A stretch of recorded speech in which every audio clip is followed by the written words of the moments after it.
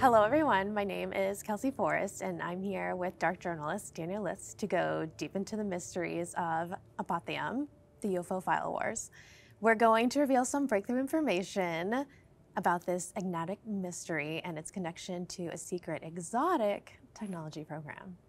It's great to be here with you, Kellsey. It's so great to be here too. Fantastic. Yes. Okay. So Daniel, let's start with this. What is a UFO file? And who has control over it in the US government? This is the question, really. And we're right in the heart of this tonight because when you go into the UFO file, you find yourself suddenly in the middle of advanced technology, questions of off-world civilizations, questions of homegrown corporations that have advanced technology that have worked for years to keep that secret, and government secrecy, and then a finance system, which is a secret system of finance, all wrapped around that question. So I want to just say right off the bat, the question is loaded. Very. And I have a second part to it too, yes. Because how does it relate to the black budget? Oh yeah, well this is really the core, so we'll start with the core. So the black budget operates on one level. You're working with a number of different people who have been for many years obfuscating financial disclosures within the government. And when you get around advanced technology and the ability to keep that secret, then you are building an entire separate civilization. So they're keeping it separate and they're built around secrecy.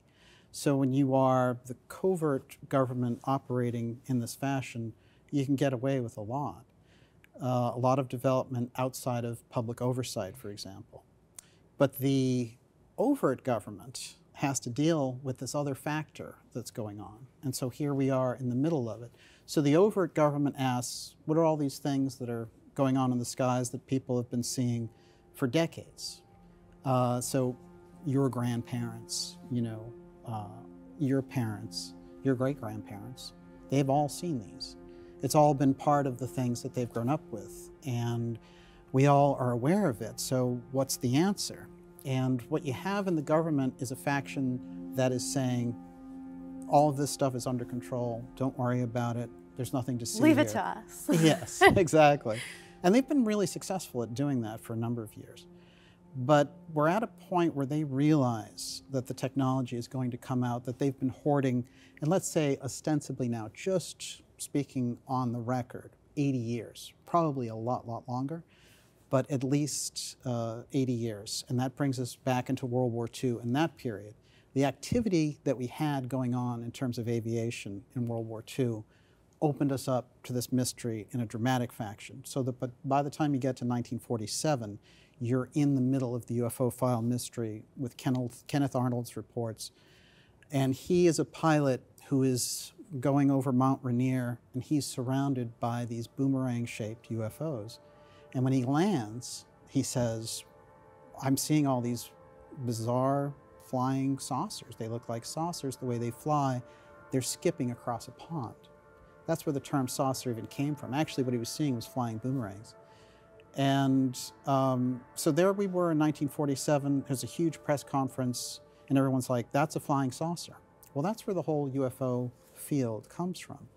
But there were crashes, there were crash retrievals, and there were entire waves of sightings that go back much further than that. But there's something key about this period. When we get into 1947, you're there, Kenneth Arnold, you're there with Roswell, and you're there with the creation of the national security state through the National Security Act. So what I would say about the UFO file is the roots that we're aware of start in the government in 1947, but the actual tangible roots go much further back.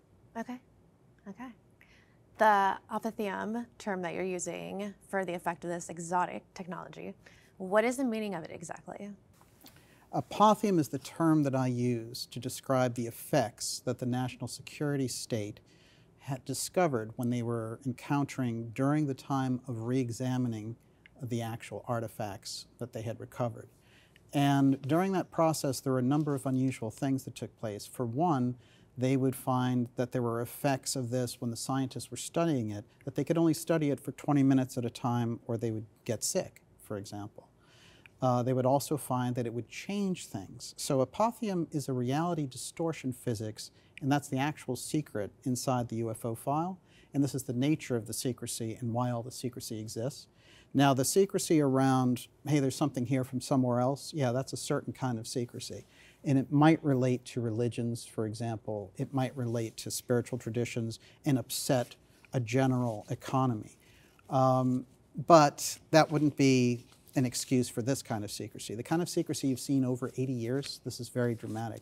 And the reason is because APOTHEUM represents a totally transformative type of technology, and they haven't learned in that time to master it completely. So if anyone gets their hands on it, what they say is basically it makes the atomic bomb look like a firecracker. Mm. So we're talking about an unpredictable technology and an unpredictable reality distortion effect, which is a physics that they haven't completely worked out at this point.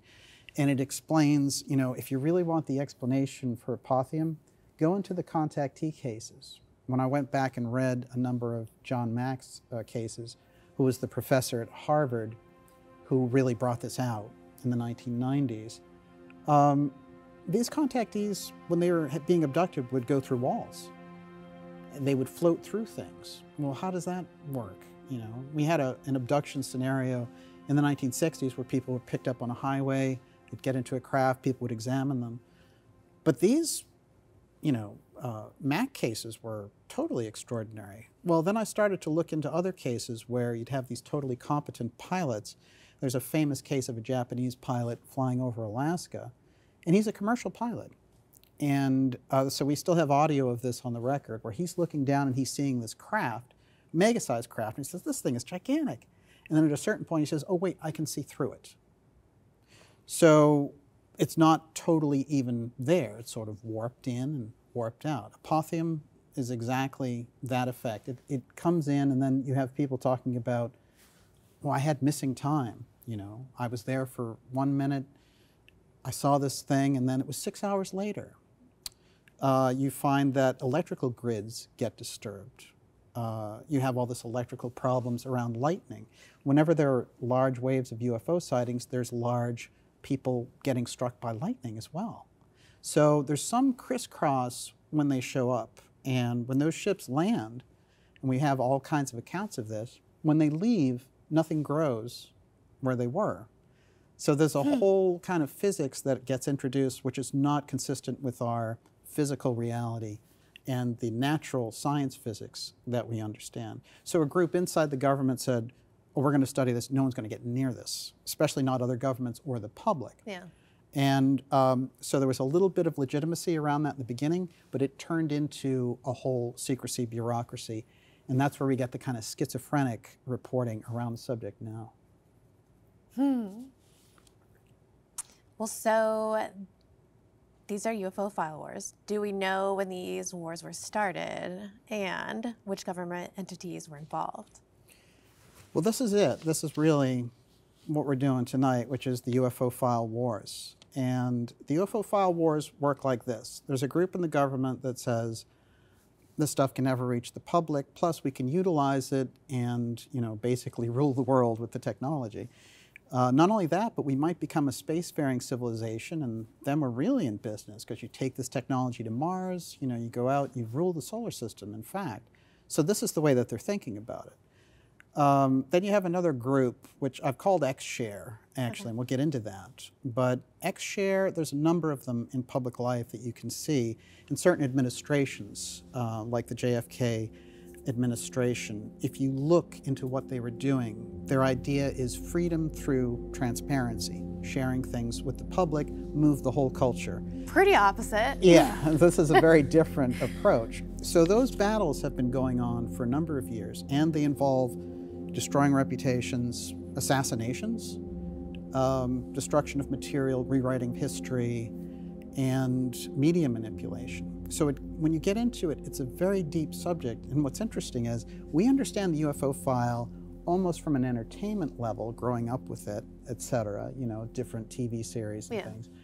But the truth is, it's right in the heart of geopolitics, finance, and military secrecy, All these things navigate around this advanced technology, which is sitting in the middle of the government. So you have one group in there trying to get it out, trying to share it, and the massive bureaucracy nowhere near, just completely disconnected from a very small group holding the secrecy of the UFO file. Wow. So based on your research, why is the UFO file at the highest level of secrecy for the national security state? Yeah, it is. This is interesting too because we discovered this, and there's a physicist, actually, as a guy who we've tried to put on the record a lot, which is SAR Barker, who was celebrated. He was on the cover of, Time, Saturday Evening Post in the 50s and stuff. This guy was supposed to advance science and everything else. Now you can't even find a Wikipedia page on this guy. He's disappeared. But SAR Barker was right up there, with the main big physicist of the era. And, Einstein, he was a student of Einstein. And in 1950, he gave an interview and said, oh yeah, we have the UFO file. In fact, the UFO file is categorized higher than the nuclear secrecy because that's the level of secrecy that it's on. No one can get near it. And then later in the 1980s, they checked in with him again. Some UFO researchers were like, hey, this guy made some wild comments in the 1950s. And there was a wave suddenly in the 80s of rediscovery of the UFO file. And it's quite fascinating because he went on the record again. He was like, yes, there was a UFO file. I can actually give you the lineage of who controlled it over the years. And that's what's really particularly fascinating to me, because one of the individuals that he said who ran it was Vannevar Bush.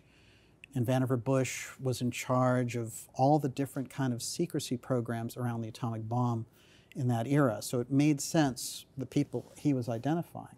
But what he said was, oh yeah, not only that, but we recovered crafts and beings. And we were studying the beings because they had insect-like qualities so that they could handle this sort of G-force from the speed at which these things flew.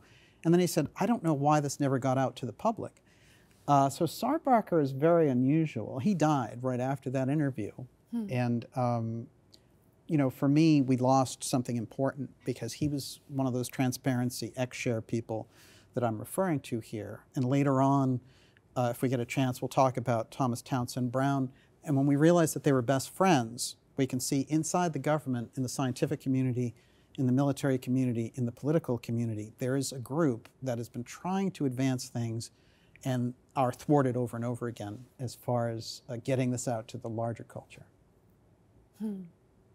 Wow, okay. It's the nature of yeah. SAR Barker's story. It is disturbing. Yes. Have we recovered UFOs in crash retrieval programs, and how much of that research has been revealed? This is the thing, right? You and I have never seen a recovered craft, as far as I know. Someone knows, we don't. But someone else has seen it. And there are a number of credible accounts that not only have there been recoveries, but there have been redevelopment of these craft. So I'm of the opinion, from a psychological point of view, that everybody's plugged into everybody else on some level. And so there's a kind of collective unconscious understanding that these things have crashed, people have redeveloped them, and then we move into the next thought around it. In terms of actual credible evidence, they've kept that back. And so we don't have a ship to show the public and say, hey, look, this is a UFO that crashed and this is where it came from. So it's a kind of a deeper question in a way than it even appears, because there's a case on record from 1948, which is the Aztec UFO case. And if you look at all the players around the case of this largely intact craft crashes, and what you hear about all the time is Roswell and all these different things. But the Aztec craft was intact. It wasn't in tatters and destroyed in this farmer's field. It was a whole craft, which had apparently gone down because of a type of radar that we were using. And when you get into that Aztec case, the Central Intelligence Agency, the bureaucracy, try to discredit everyone involved with it. And there are all these records of construction crews making ramps, pulling this thing off. And then a lot of the scientists came forward in the period and said, I worked on this. And those people would end up under very difficult circumstances, either discredited or assassinated. So that's the nature when you get around this, and we'll get into XProtect, I'm sure, tonight, but XProtect is the group that's assigned and in charge of this. And so their whole point is don't let any of this out. But the Aztec case and all the witnesses over the years has come out. And that's where we get some of these accounts of scientists saying, well, we had to take shifts when we were working on it. And, you know, it was interesting because it looked like a certain size from the outside, but then when you walked into it, it was a lot larger. So these are the things that are on the record. So absolutely, I would say, not only have we recovered craft, but we have tried to re-engineer that process, and that's the center, the problem with the nature of the exotic technology and the bureaucracy, because it represents a tremendous advantage for anyone who can figure it out or unlock it. Which is just so sad that like people's lives like aren't enough. Like, oh yeah. Yeah. Yeah, absolutely. Like take them out more than information. Yeah, and you do find that in areas of breakthrough energy, for example. We have seen it where oil companies, you know, were charged with assassinating certain people who were involved in developing alternative energies because they were looking at this and saying that's competition. Yeah. And, you know, the stories get brushed under the rug, but they're there, and they've created a kind of widespread distrust, shall we say. So people understand, you know, it goes all the way back to the Kennedy assassination, in fact. Understandably, people look at it and say, something happened there that was never explained. And, you know, when you have that internal bureaucracy assassinating its own president, Yeah. you know, they've covered it up, and now it's 60 years later, and you still can't see the records. So this is the nature of this kind of cut-off situation we find ourselves in.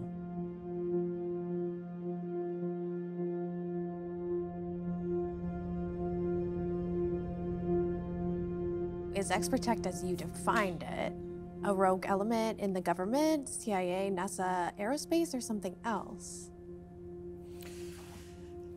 It's a rogue element that operates, and where I think we get a major clue is in Jim Garrison's account. And this is very interesting because Jim Garrison was the district attorney in New Orleans, and he was investigating the JFK murder. And he kept coming up against the fact that people involved in the murder worked in aerospace, worked for NASA, worked for different military aerospace connected companies. And he wondered, you know, where is this coming from?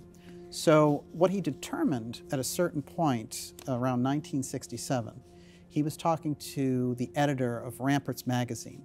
And this is a conversation that's recalled years later by Hinkle, who is the editor for Ramparts magazine. And what he has to say is very interesting. He said that Garrison got him on the phone and said, you know, it's fascinating. We were looking at this totally wrong. We thought the people who were involved in the Kennedy assassination were Texas oil men. Actually, it was the aerospace wing of the military-industrial complex.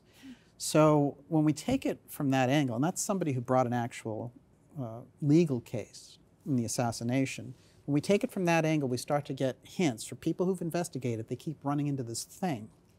Now, if you go a little bit further with that thing, you're going to find that a lot of the people around the UFO file also are around the assassinations that take place in history.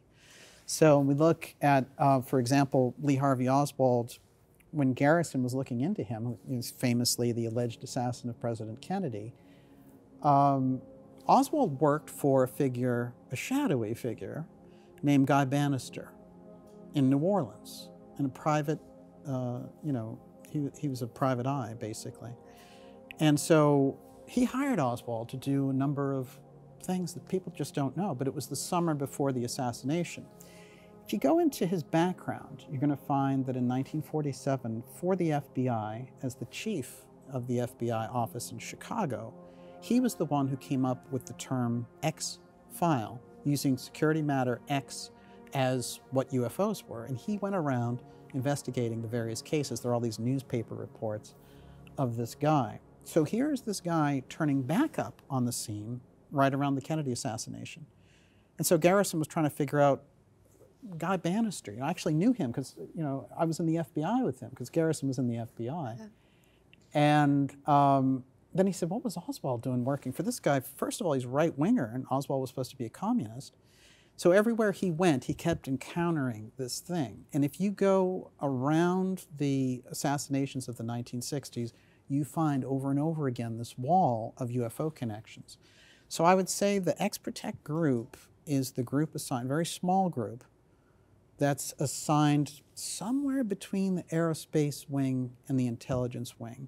And their job is, if anyone gets close to that or moving it out into the public, then you discredit them, or you kind of use the media against them. And the final thing, I think, is you get rid of them. Retaliation. Yeah. In every way. Yeah, right, right. You can think of them as kind of like a, aerospace mafia. Yeah. That's the way I would look at them. UFO Cosa Nostra. What are the key differences between XProtect, X-Share, and the Breakaway Group? And can we say it comes down to basically secrecy versus transparency?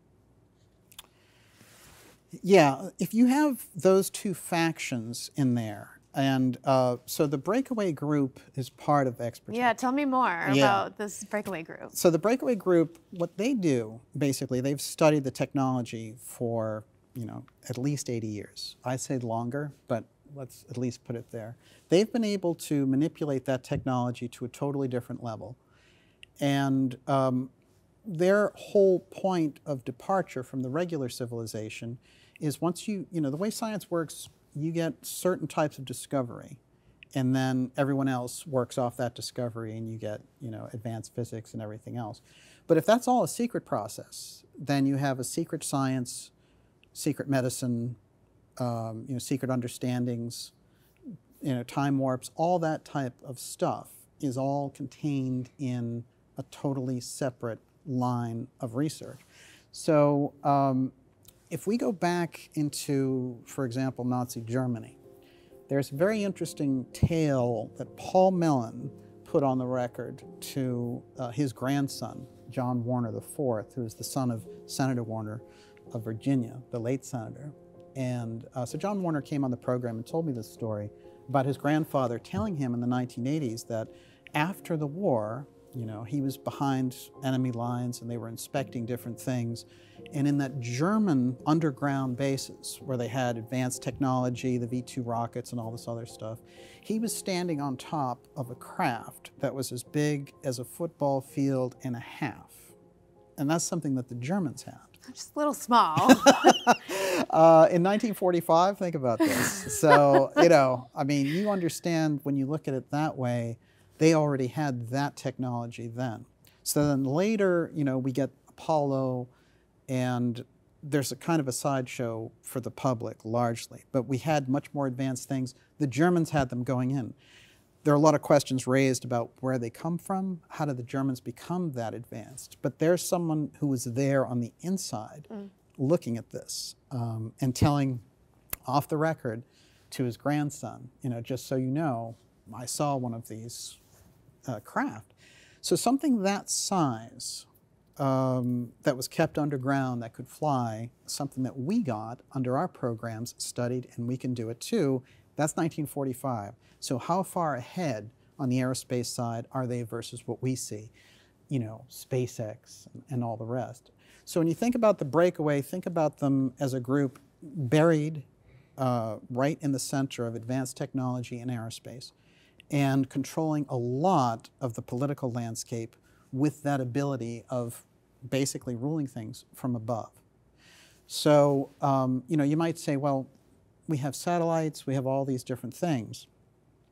And with that, there's a number of people who look at this and are fearing more and more that, privacy is gone and there's too much dependence on these low Earth orbit satellites for everything, right? I mean, we're already depending on them for driving our cars and everything else and communications. But when you think about what we know about and then realize they're at least, I would say at least 50 years ahead. So what's actually been going on in space? So I move right into the Breakaway situation in relation to the fact that we stopped the moon missions in 1972, no explanation. Spent all this money on it. Kennedy ordered it to be done before the 60s were done. And then they just stop.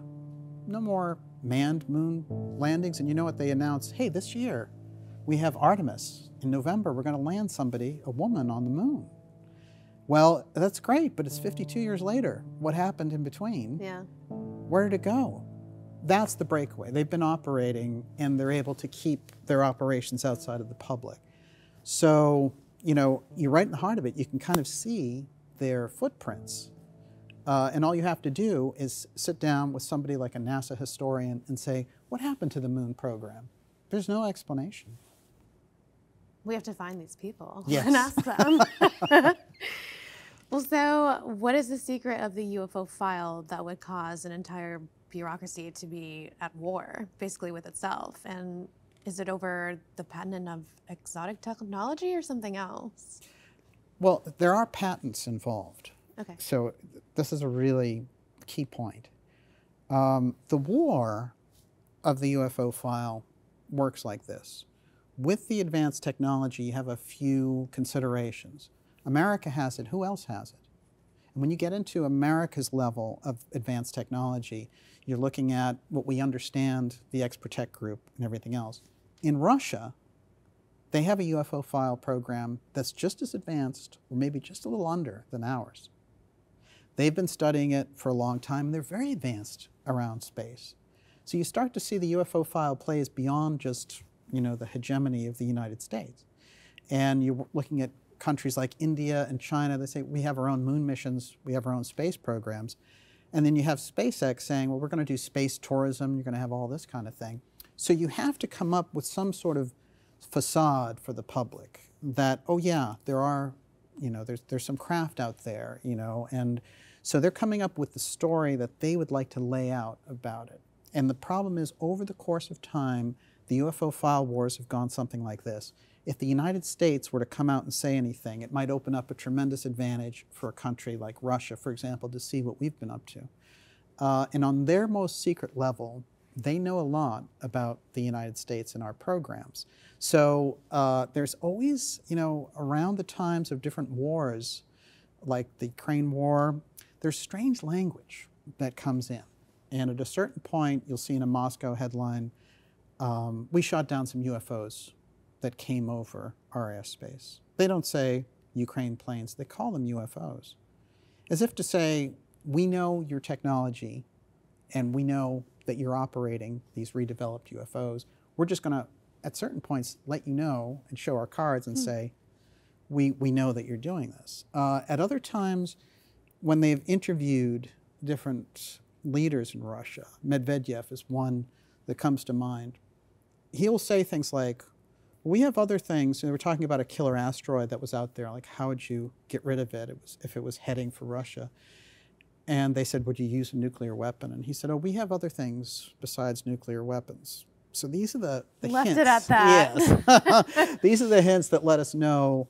And if you go back, and I'm sure we'll talk about Reagan and Gorbachev at some point tonight, but if you go back into Reagan and Gorbachev, then you're looking at a period of time where they come together and they say, we're going to have a zero option. And it's at Reykjavik in Iceland when they get together and do this, and they say, no more nuclear weapons. We're going to eliminate them completely. And the zero option they were going to sign. So the question becomes, in 1987, what could you replace every nuclear weapon on Earth with? Because they were that close. And they decided, no, we're not going to do it. And right around that time, you've got all those very unusual statements by President Reagan at the UN saying, you know, well, if there was an alien threat, I wonder, wouldn't we forget all about our differences? Over and over again, Reagan keeps bringing in this idea of an alien threat, which is very unusual. And he spoke in private with Gorbachev about it, saying, you know, I've been looking at these things. If they attack us, will you help us? Those are questions that are on the record now. The question is, what does it mean? So I think that's where it leaves us. Yeah. So is the UFO file secrecy sustainable in a compartmentalized government infrastructure?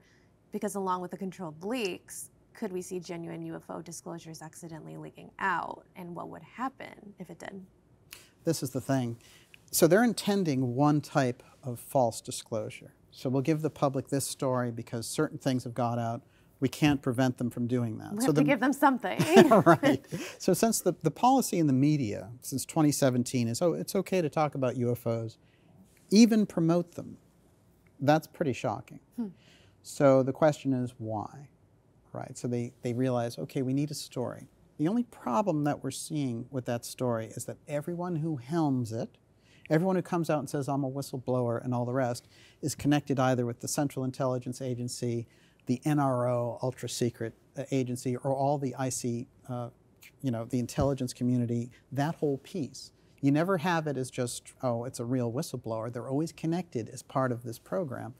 And they get carte blanche, they become the heroes of GQ magazine, and they get History Channel specials and all these different things.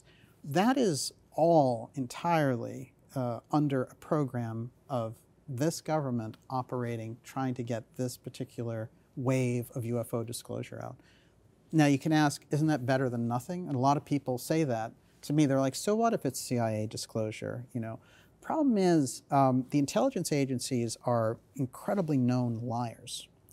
And they've committed criminal acts, and they've been investigated over and over again. So you already have an out-of-control bureaucracy, which is something that if you go back in history, you have congressional hearings and oversight on CIA atrocities, overthrowing governments, political assassinations, what have you. In fact, when we go back to the 60-year anniversary of JFK's assassination, it's a battle between the presidency, the executive branch, and this thing, which started in 1947 as an extra-constitutional activity, which was just supposed to collect information and feed it back to the president, but instead got their own Air Force, did their own operations, and got us into a series of wars because of where their own loyalties were lying. So this is the nature of the problem with the current wave of disclosure. The question is, while they're in the middle of it, if people who know enough start coming out with the real thing, then it's a clash, and then you see those forces. This is part of the UFO File Wars. The other interesting piece of this is if the UFO file piece comes out in some way that's unexpected to them, how do they react to it? So it's a possibility, for sure. Disclosure in that sense could work as an accident, and then they'd have to recover. But I think the way that they're planning it is this incredibly limited thing that is attached to a UFO defense office for military purposes with a gigantic UFO defense budget. That's what you're seeing played out through the media. And I find myself in the middle of those problems myself with many of those figures trying to discredit the work that I do because they're afraid of this information coming out. Well, keep up the good fight. I was going to say, sometimes you become part of the story that you're working on. Right? It's you. So what were your experiences with the UFO whistleblower, David Grush? This is very interesting. This is someone who came out of the NRO, and he originally said, he was put before Congress, and he went in the background and said, I've seen these people when I was working on the UAP task force, which was a government entity that was put together to sift through these various reports in order to help set up this UFO defense office. And he was on that task force, and he came forward and he said, I've talked to people who say they've seen craft that we've redeveloped and that we're keeping in hangars.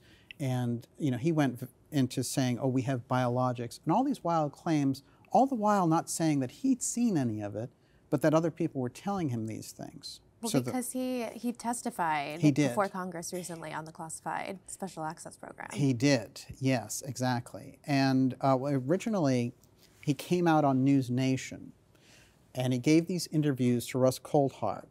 And a few things came out about Grush that made his testimony a little bit tricky, including the fact that he'd had some psychological issues in his background. Now, that aside, let's just deal with his testimony for a moment. One of the pieces of testimony in his background, or that he gave, was that when talking before Congress, he said, I can tell you all these things, but we have to go into the SCIF. The SCIF, the SCIF. This is a secure compartment inside the government that can't be intercepted, and you need a certain type of clearance. So they were able over and over again to not have this happen. So he could say basically anything. So I was open to the idea that maybe he was legitimate. But then the same people that had been putting out the CIA UFO threat piece through the New York Times, and that very limited disclosure thing like, oh, we have secrets and there's a threat, and let's build this UFO defense against this threat. And they were getting this kind of free ride with no real questions. So he got into that sphere of those people. So by the time he came to me, it was mid-December of 2023. And pretty recent. It was an interesting conversation. I will say that we talked for about 3 hours, and he said that he'd been watching the show for a number of years. He was very interested in the content, and it helped him navigate through the government agencies, et cetera. But he was saying that he was being held back from appearing with me or talking with me about these things by a figure in the middle of all this named Chris Mellon. And this is a Department of Defense official, intelligence official, who was saying to him, if you do that, there will be blowback. That's the way he described it to me.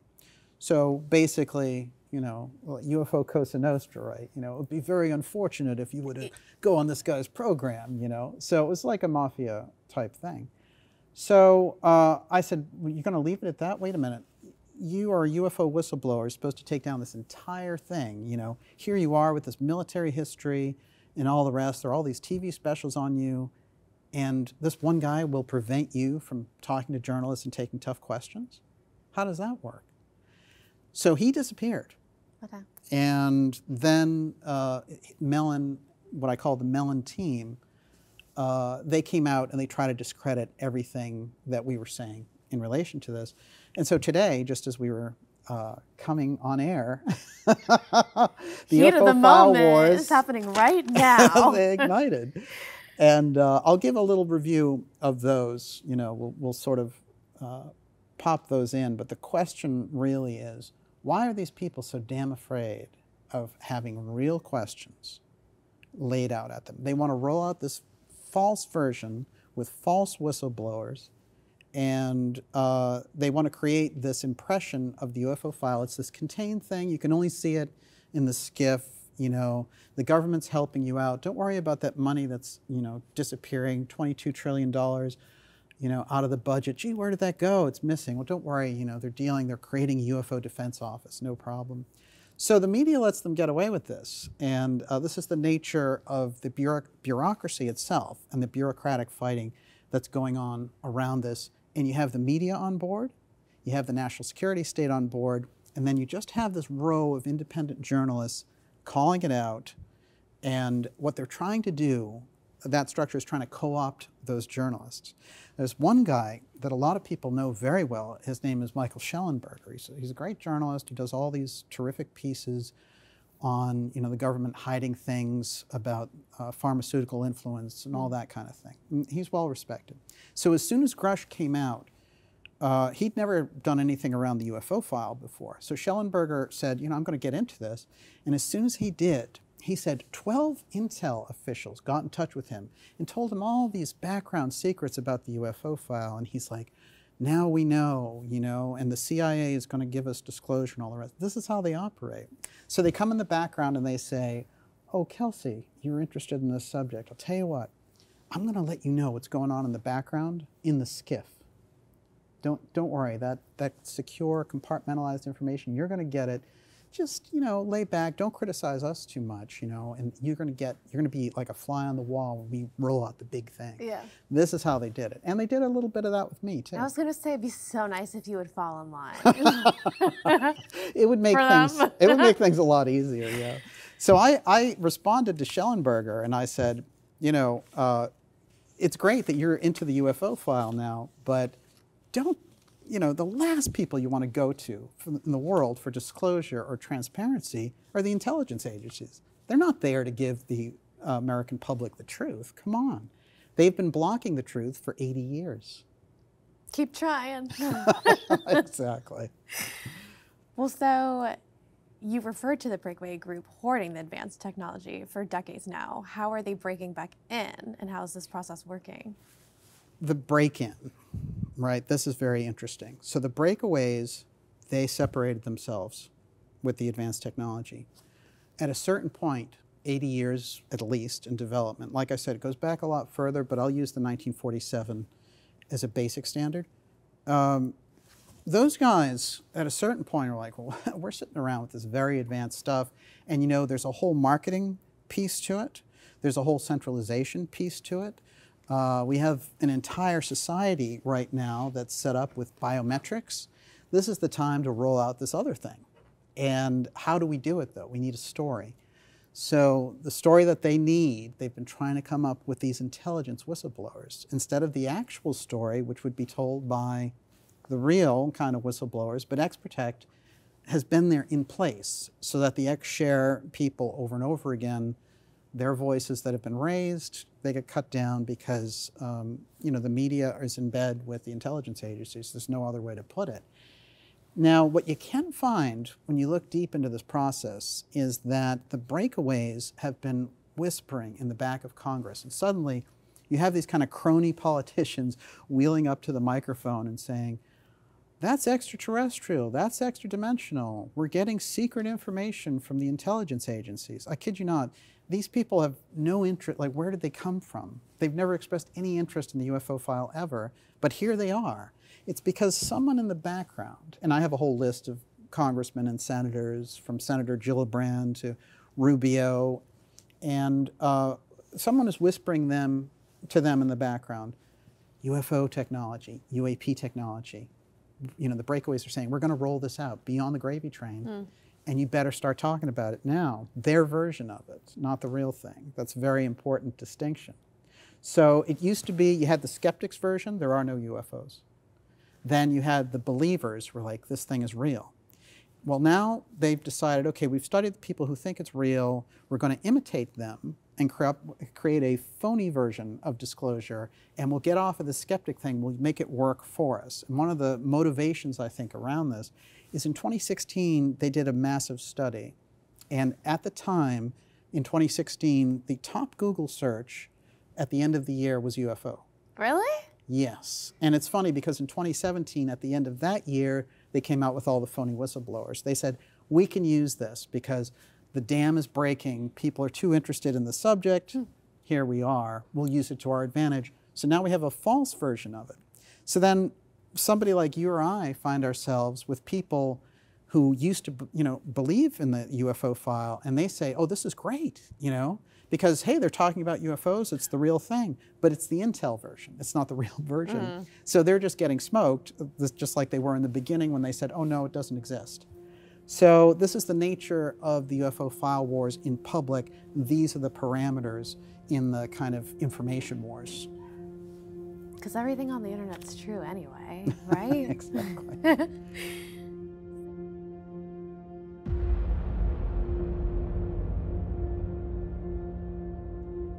So are U.S. presidents read into the UFO file, or which commanders-in-chiefs were aware of the actual exotic technology? There's been a major tension since day one on the UFO file and the presidents. And this goes back to Harry Truman. Now, it's interesting because Truman, when he's president during Roswell, he's president during the Aztec crashes. He's there in the middle of the Kenneth Arnold UFO flying saucer craze. So he's the first president that has to deal with it publicly. And what's interesting is if you go back on Harry Truman to Cape Girardeau, Missouri, he was the senator in 1941 when there was a large-scale crash, way before Roswell, way before Aztec. So we're looking at a different era that he comes out of, and he was a natural fit for this. He'd already dealt with the secrecy around a UFO crash. And he's the one who developed the Majestic 12 group to handle this, and he put Vannevar Bush and various scientists and Defense Department officials, including James Forrestal, who we've talked about, on this. And Forrestal was interesting as a choice for this because he was somebody who was part of the X-Share piece, and he said, we need to move this forward. There's no way we can keep this secret. And so, you know, shortly thereafter, he died under mysterious circumstances out a window in Bethesda Hospital. Jeez. Now, if you look at that, you see that he's an early casualty of XProtect. And Truman moves through that period, hands it off to Eisenhower. Well, Eisenhower is very interesting because he handles it and says, we need to get this ramped up, this technology. We've just fought World War II. We need to be #1 with the UFO secrecy and make sure none of it gets out. So the group that's in the background during the Eisenhower administration figures out we need to kind of remove this from presidential control. And the way that we can do it is by putting it into corporate hands which don't have the ability to track back through government and in fact keep private records of the corporation, which can't be, gotten at in a legal situation. So the government is always vulnerable on that side of secrecy. And somewhere during, it's kind of understood during that period of time, the Eisenhower administration is when the UFO file slips from government control by the president to this other thing. The XProtect group takes over and their tentacles are in the government, but they actually reside inside of a corporate, quasi-corporate political structure. So they're half defense contractor, half CIA. So Lockheed Martin is the best candidate for this as a defense contractor. Still making tons of money in wars at our expense. Whenever there's a major war, you're going to find Lockheed or Boeing right in the heart of it. So by the time you get to Kennedy and then the speech by Eisenhower, on his way out, he says we need to watch out for the military-industrial complex. It's fascinating because Eisenhower was in charge of, our whole command as a general during D-Day, World War II, and everything. He's warning against his own military. That's a gigantic move just before he hands off the baton to JFK. And he says to JFK in private, this is what I know about the UFO file. You need to get it back under executive control. Kennedy, when he gets into the White House, says, I can't believe how much CIA has control over everything that we're doing. And what we need to do is dismantle the CIA. And so this sets up the tension for the 3 years, very short presidency of President Kennedy. And in that period of time, he goes to battle against the CIA when they try to get him into a war in Cuba, for example. Eventually, he makes a number of plans involving releasing the UFO file and sharing it with the Russians, which is anathema to that deep state. And I've put a number of details about this on record. One of the important details is the Watergate attorney, Douglas Caddy, told me that E. Howard Hunt, who was his friend, told him in private that Kennedy was assassinated over the UFO file. Well, Kennedy had made a number of moves just before his assassination, including on November 12th, issuing a memo to the CIA to give him all of the high threat cases from their files dealing with the UFO file so that he could share it with his Russian counterparts. And then he had announced a joint moon mission, not Americans go to the moon by themselves. So we, with the dreaded enemies of that kind of Nazi piece that had ingratiated itself into NASA after World War II, then he wants to go to the moon with the dreaded enemies of these people. They don't want to share that advanced technology. They don't want to share the UFO file with the Russians. They don't want the culture to learn from it. And Kennedy's assassination, we've learned from a number of different positions. The Central Intelligence Agency was against him, the Federal Reserve, these other things. But really, the UFO file is the deal breaker because the advanced technology is their entire plan going forward. And that whole thing, which was developed actually in Nazi Germany, of ruling things on the ground from space, it actually comes out of a rocket program in Germany. So we inherited it and bolstered it as part of our own national security state. Here we are in the middle of that, and you find yourself surrounded by a tremendous amount of space secrecy. Now, when you move through those presidents, and we'll do it very quickly, when you go to Reagan, he's in the middle of looking at images by a scientist named Norm Berggren, who shows him craft inside the rings of Saturn, sort of camouflaged. This is what he's looking at, is security footage. And so Berggren describes, this briefing, and he eventually wrote a book called Ringmakers of Saturn about these craft that were hanging out around Saturn. So it sounds pretty far out, but Reagan's looking at it as scientific data, and this is, again, this period of time where Reagan starts to talk very strangely at UN hearings and in meetings about the UFO file. If there's an alien threat, he tells his Russian counterpart, will you join with us? So in the middle of this period, he creates a program called the Strategic Defense Initiative, which is a massive program from space to disable any weapon on Earth. And SDI becomes nicknamed Star Wars after the movie, and trillions of dollars are put behind it. We should say billions that secretly turn into trillions of dollars. What happened is that this brings the Russians to the table of negotiation, because they say, what are you doing with this advanced stuff in space? And that brings about this massive reduction thing, and then SDI kind of, it seems like it goes away. Well, there's some joint program there that when we developed SDI, what actually happened is we attracted more attention from whatever this other thing was.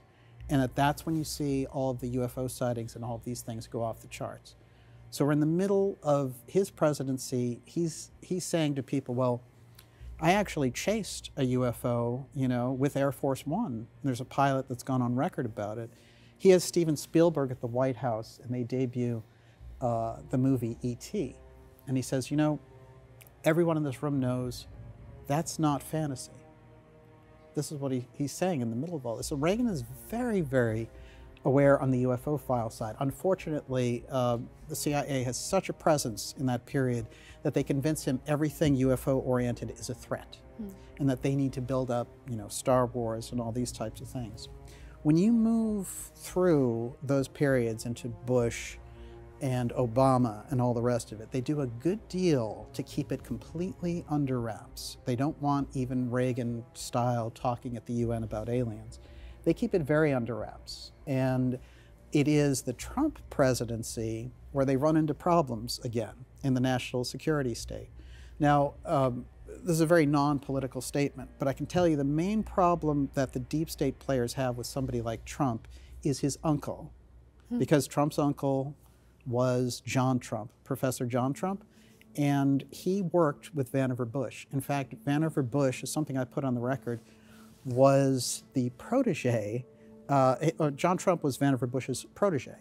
So if you go through those records, you'll find a very unusual thing, that Nikola Tesla's records, when he dies in 1943, the FBI orders in a scientist to go inspect those papers, looking for information about taking down flying objects at a distance. This is a crucial piece. The person they send in is John Trump. John Trump, working with Vannevar Bush, knows a great deal about the UFO file. He knows a great deal now about the Tesla information. That information goes underground. The astronaut Gordon Cooper, years later in a bio, says, not only are UFOs real, I've seen them, I've seen the films, the government has covered it up, etc. But he says that in the Tesla papers, the thing that they became afraid of was the information in there also related to a similar type effect that I was talking about with APOTHEUM. So they were worried that the Russians had the information through Tesla, and that basically that Tesla had been spied on. That's where SDI came from. So both of them are suggesting there's unlimited technology inside of the UFO file and the Tesla work, and that there's a crisscross there. The person that's at the apex, who knows both about the secrecy about the UFO file and the Tesla files, is John Trump. Well, recently you have Trump out there, you know, and he's talking along, and they have this guy, they're suggesting Vivek Ramaswamy is going to be his running mate. Well, this guy in Iowa during the campaign starts talking about the UFO file. And he says, you know what? We should release all these UFO files to the public. Then he appears with Trump at a campaign event. Trump goes up to the microphone, I kid you not, and starts musing about his Uncle John.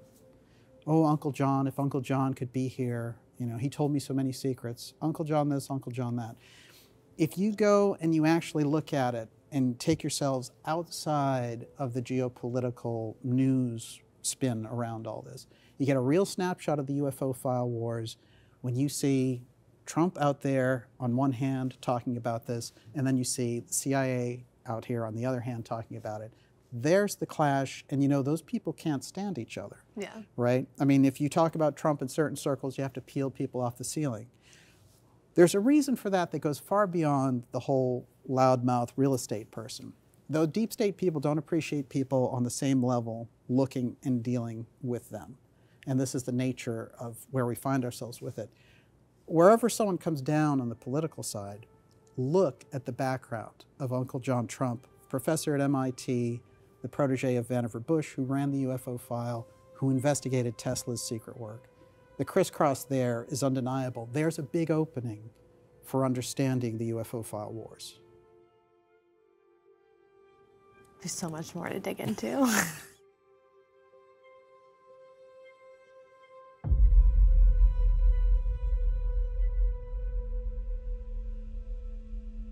Well, so what is the historical timeline of the UFO file and the secret space program? Crucial question. You know, the timeline works traditionally from 1947. And like I said, we'll go with it, but Cape Girardeau happens in 41. In essence, there's a great deal of research on a group called NIMZA, N-Y-M-Z-A. This is a German group that's an aerospace group in the 19th century who come over to America and start something called the Sonora Aero Club. And far before the Wright brothers, far before all that, they're already doing test flights and they already have an advanced thing. So when we get to 1897, there's a gigantic airship mystery. People see these airships they've never seen before. There's all this clamor, there's news headlines. It's called the airship wave of 1897. Well, we didn't have planes then. So who was operating it? Well, interestingly enough, there are a few organizations that were involved, and it boils back down to this group NIMZA, which there's a writer out there named Walter Bosley who tracked into this history. Well, when you think of how far back that is, and you realize, okay, they've been hiding this for a long period of time, by the time we get it rolled out to the public around aviation, et cetera, they're already advanced. They've already been flying around in the 19th century. So we start to wonder, when we look at the timelines, what the actual UFO file is versus who's here that just has advanced technology. Forget about the AT question for a moment. Who is here that in the 19th century could fly things when we didn't have planes?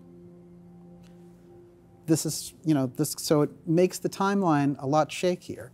But when you get to the question of the secret space program, one of the key things that happened for us to understand that there is a secret space program is they had a hacker into NASA. This happened around 2002.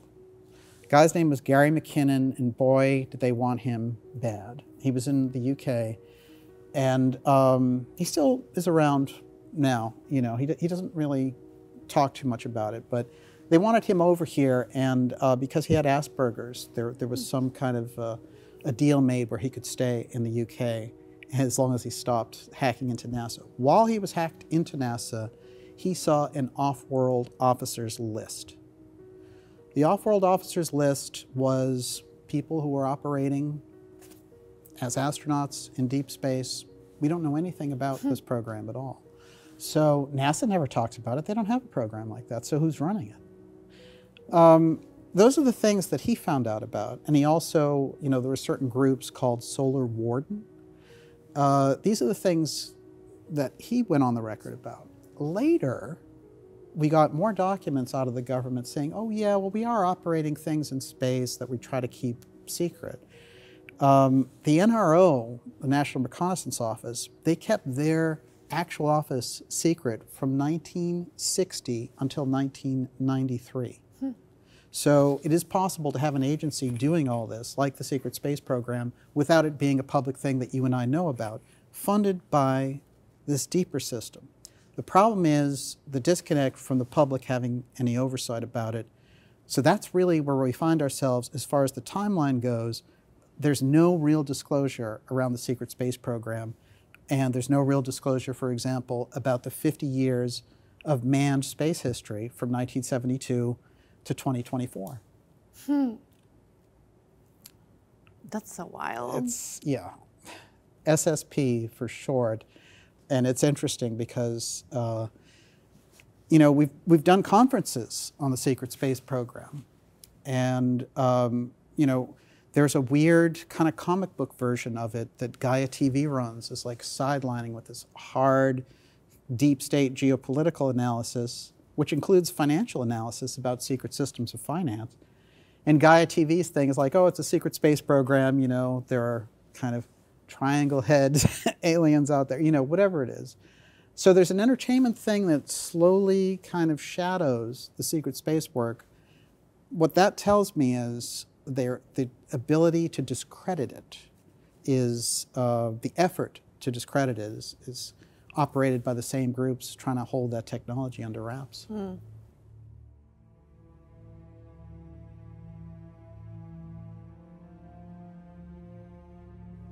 So your UFO research is very different from others in the field, as we all know and appreciate, because specifically you mentioned mystery schools and secret societies being involved. What is that connection? In my opinion, this is the crucial aspect that's been missing in the analysis around the UFO file, and it can open it up for all of us. So if we look at mystery schools, there are public mystery schools, and there's a wave of this that happens in the late 19th century. So we'll look at it through the figure of Rudolf Steiner. Steiner starts the Anthroposophical Society, and he's a mystic, he's a scholar, and he incorporates all of these things that we know now. Biodynamic farming, for example. This is the guy who came up with eurythmy and a number of different real innovations. This guy was no lightweight.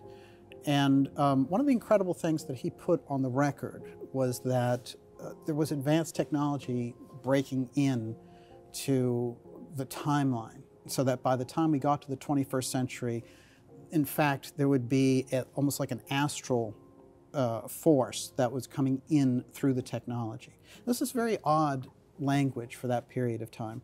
Also, his descriptions, I looked at a lecture of his, for example, from 1920. Basically sounds like he's describing the internet in great detail.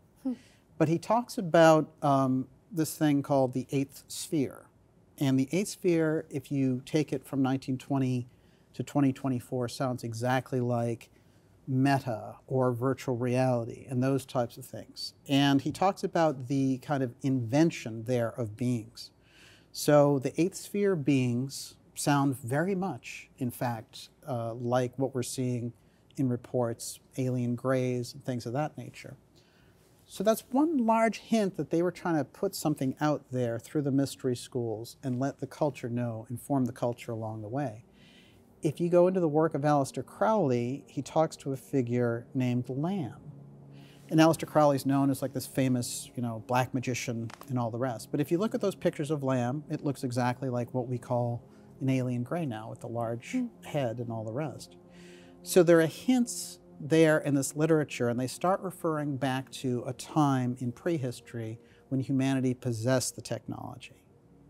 This is the fascinating curveball in all of it, which is that it's an old technology that has been rediscovered by humanity.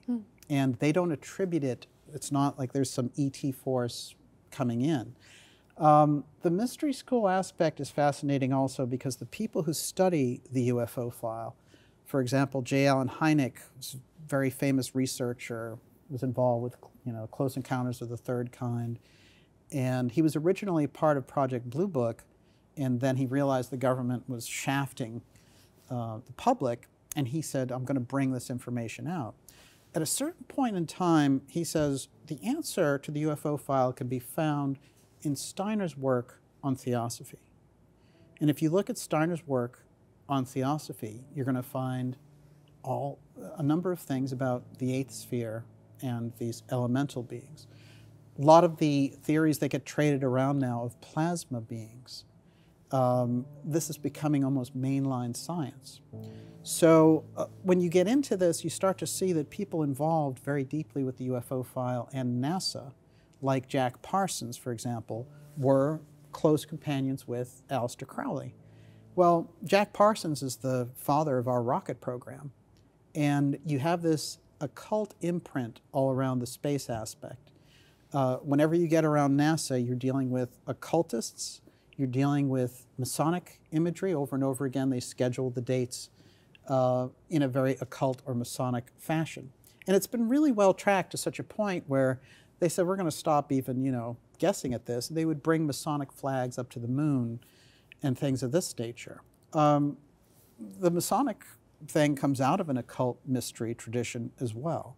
So when we're looking at space, we're looking at a whole kind of mysticism and religion that goes far beyond, hey, these guys have advanced technology. The technology is crucial, but you might start to realize when you study it that there's something coming through, the action of coming through the technology. This is the whole thing when they talk about interdimensionals and things of this nature. Well, there's a gigantic, collider, Hadron Collider, out there at CERN, and the whole point of this thing is to smash all these particles together so that they can open up into other dimensions. This is what it's all about. Well, the thing is funded every year billions of dollars, and who's behind that? One of the unusual things that they said they were trying to do in the middle of CERN, when they got questioned about it, was communicate with other dimensions. So we find ourselves, when you get around the scientific aspect, around the UFO file, you're dealing with a large-scale astral and mystery piece, which has nothing to do with what we hear about, traditional reports. There's a fast ship, this thing took off faster than lightning, or I was abducted, or anything like that. This is more along the lines of going into the mysteries of apparitions and things of that nature. There's a gigantic crisscross with it, and it's interesting because the first person who brings the UFO file online is Kenneth Arnold. He's the one who's in Mount Rainier and he sees these flying saucers. So when he's done giving this news report out, he goes into this city and he shows up at a hotel room and he says, oh, I'd like to get a room, and they say, your room is all ready for you. And so this gets very unusual, but the upshot is this. All of these unusual things happen to him, and then he starts to get calls while he's in this hotel room from people who are telling him everything that he did the day previously in minute detail. Whenever you get around the UFO file, you get around this other almost supernatural aspect. And there's a number of researchers. John Keel was one famously. He wrote the Mothman Prophecies, which they made into a movie. And it captures his activities of going and studying a UFO wave when he was in West Virginia, and the number of unusual things that happened to the people involved, including the fact that whenever he was down there, he was getting calls from an electronic voice telling him, this is what's going to happen to you tomorrow. So whenever people get into the real study, you're starting to deal with a very spooky aspect. When you deal on the mystery side, in the mystery school aspect of this, Steiner's work was all about this is an astral phenomena. And that's what we really need to look at. And that in the 20th century, the great challenge for humanity was going to be this astral phenomena coming through the technology. That's how you get, the idea of AI manifesting as a being, or, cybernetics, whatever it happens to be, the creation of this ultimate cyborg, This has a very old mystery tradition attached to it. And that's, the occult imagery is undeniable. Well, so let's go a little deeper on Rudolf Steiner's anthroposophy. Yes. What is Armin and the eighth sphere beings? Yeah, that really crisscrosses with what we were just talking about, and it's interesting because I'm glad you brought the eighth sphere back up. One of the key functions of the eighth sphere is advanced technology. So here's this guy who's a mystic looking out into our future in the 1920s and telling us you're going to be facing more and more wars, you're going to be facing more and more materialism. And he tracks back the story and he says, in 1840, there was an incredible movement towards scientific materialism. And a number of these schools who had kept secrets for decades, centuries, from the public, relating to advanced technology, the actual past, things of this nature. Arcane secrets, were in fact came together and said, you know, humanity is not going to be recognizable in 100 years. This whole thing is going to be over. So we have to let out some of the secrets that we've been keeping all these years. And then you find these weird waves of spiritualism coming in the 1860s. Abraham Lincoln was caught up in it. And there's a whole phenomena of seances and things of this nature. There's a gigantic wave that happens there. No one really can explain it. Suddenly in 1875, Helena Blavatsky shows up. And Blavatsky is very interesting because she's from Russia, and she says, you know, I'm going to found the Theosophical Society. It's all reincarnation. It's all psychic experience. It's all life after death, you know, and it causes this incredible harangue in the culture, so much so that by the time you get to the 1960s, all that stuff is embedded. But it all comes from the Theosophical Society. Steiner himself came out of the Theosophical Society. So there's a wave there that was trying to instruct the 21st century about what we were stepping into, the period we were stepping into. Well, and how can what he wrote in the 1920s be applied to describe this in relation to the UFO file?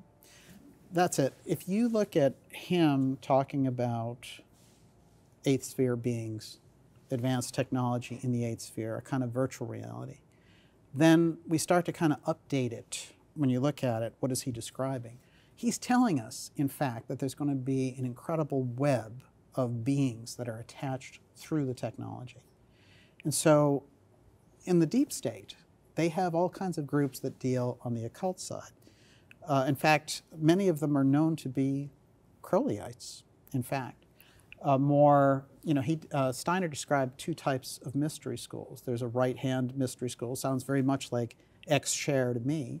And then there's a left-hand mystery school. That's more like a black magic kind of thing. That sounds a lot like XProtect. And it's interesting because he talks about America in 1920, and he said the entire political situation is ruled by various occult mystery groups and secret societies. That's his estimation of it back then. Over the course of 100 years, and we hear a lot of things from Bohemian Grove and to a number of other different scenarios, what is it that they believe in, the people who are ruling the planet? You know, that becomes the core question. And I think Steiner's giving us that window through this description of Ahriman, who is basically the personification of advanced technology and AI, but with a very kind of evil purpose. And it's interesting to me that he's the same guy that, you know, when people send their kids off to Waldorf schools and they get that advanced education, that's all Steiner. Steiner invented Waldorf schools, biodynamic farming, all these different things. So when he comes into giving us these predictions, we basically look at it and we say, well, you know, so much predictions, I don't know if you believe in them or not. And yet, some of us possess the ability to look into that future and see what's coming for humanity. This is the difference that Rudolf Steiner makes. That's where the mystery trail crisscrosses directly with the UFO file. Because again, you're in the field of mystery. So, since we're in esoteric territory here, what is astral agency, interdimensional UFO, UAP visitations, and contactees? This is fascinating. When you look at reports dealing with men in black, for example, there's always a kind of a supernatural feature that goes along with them. There's a famous story of Dan Aykroyd, who had set up, he was doing a UFO show for Sci-Fi, which suddenly got canceled. And he went downstairs and he recounts this whole story that he was talking to Britney Spears on the phone and he was going to book her for Saturday Night Live. And he's looking out and there are these guys in black suits looking at him, staring at him. And he was like, that's very strange. Like, who are those people? And they disappear. Now, that's Dan Aykroyd. It's just a celebrity story. But I can tell you when you backtrack that story over and over again, it comes up. People in the very earliest cases of the UFO file, like Maury Island, report getting these visits, and that became where the whole Men in Black mythos came from. But what's fascinating to me is very often their appearance, they looked in some fashion Asiatic. So one of the researchers in the period, John Keel, said I have to get to the bottom of this, because he had studied all these different stories about it. And they acted very strangely. Very often they would do things like show up out of nowhere. And it seemed like they had some kind of astral interdimensional ability. So there's a supernatural factor goes along with them. Interestingly enough, he decided that he would get a photo of all these different groups, and he would show them to people and say, what actually looks like the Men in Black? So he'd show them people from Alaska, he would show them, Hawaiians, he would show them people from the UK. He went through all of them, and they all stopped on Sami people. And the Sami people are an indigenous group in Finland, Sweden, and they were very well known for very advanced psychic abilities. But their appearance was over and over again what was cited. And he said when he showed the various photographs to the people who had seen the Men in Black, it wasn't that 5 or 10 or 15% had identified the Sami. He said that all of them had, unanimously. So I went back and looked into the history of the Sami, and I found they were well known, respected, and feared in a number of ways. And there's many popular figures who are Sami. Renee Zellweger is a Sami, and they have a beautiful appearance, and it's an amazing culture, fascinating. But what's interesting to me when going back into their histories is they were well known and feared shamans. So they had this incredible kind of mystical reputation. There was a whole program to import the Sami into America in order to train reindeer. I kid you not. This is their whole thing. They brought them into Alaska. The connect that I made is that the same group that had these incredible astral abilities were used and utilized by the government for a mind control style operation because they had astral abilities. That's what the astral agency aspect is inside of the XProtect group. That's where you get the kind of fantastic happenings. And a number of people involved in the contactee style movement, when I talked about the APOTHEUM effects that take place, you're dealing with a supernatural factor again. So people who can astrally project make a lot of sense. It's a very interesting place for us to arrive at. What a skill like, to just hone in on. And yet we know that the government studies remote viewing, has funded it millions of dollars every year, trying to find out how to develop psychic spies. But they've also tried to use psychics to do what? Operate UFO craft. There's a whole program involved. So it is, and I understand the nature of the questions are so big and so out there, and yet there's very good foundation. So for me, if you leave out the supernatural aspect, you're not going to get anywhere. All of it, yeah. Okay. The psychic mystery school aspect has got to be included. Does NASA train its astronauts in the development of psychic powers, or like how was Werner von Braun's ESP testing program? Like how did that all work? This is really fascinating and on the record. Here's what I found out from Russell Targ, who ran the SRI remote viewing program, and who is a physicist who developed remote viewers for the government and for the CIA before he figured out, oh, the CIA is a bad outfit to work for. He said that in the early development of SRI, Werner von Braun, who's the father of the space program that we got from Nazi Germany, came to him and said, can you develop an ESP machine for me to test the psychic ability of an individual? And Targ said, oh yeah, I can develop that program. I can make a machine of images of things. Who was it for? And von Braun said, this is for the astronauts that we want to send into space because they're going to need psychic ability in order to be the kind of astronauts that we want to send. So he developed the machine. There's still a version of it that's available now.